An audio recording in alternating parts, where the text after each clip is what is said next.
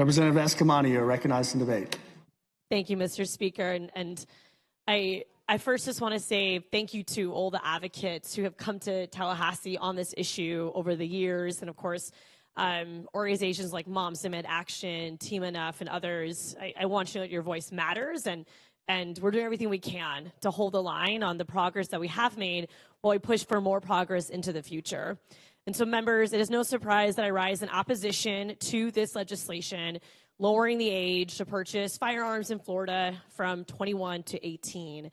But it's not just a policy discussion for me. It's a matter of public safety and also a moral responsibility as a lawmaker. This body has said, let kids be kids. But how can someone be a kid when they're in constant fear of gun violence? In their classroom, in their movie theater, in their neighborhood, at a place of worship. When I was going to public schools years ago, I remember us having to do fire drills and tornado drills, but now we have our children doing gun drills. We have our children going through lockdowns.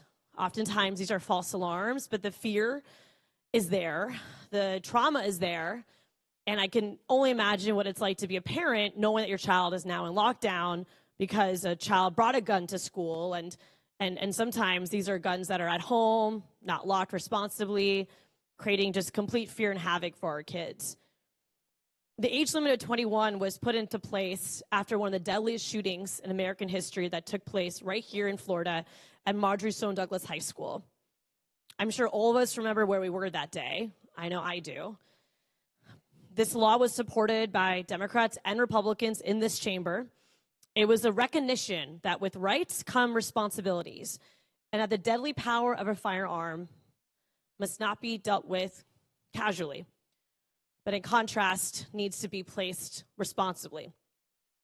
Now, I've heard supporters of this bill argue that if you're old enough to join the military, you're old enough to own a gun. But let's be clear, military service comes with intense training, supervision, and accountability. Buying a firearm at a gun show or a gun store or having it be given to you does not come with that same level of training or responsibility. I also want to stress that this law is indeed constitutional. The 11th Circuit just told us that. And so if anyone's worried about the Second Amendment and our constitutional rights, nothing to worry about. The courts have agreed that Florida's minimum age gun law is indeed constitutional.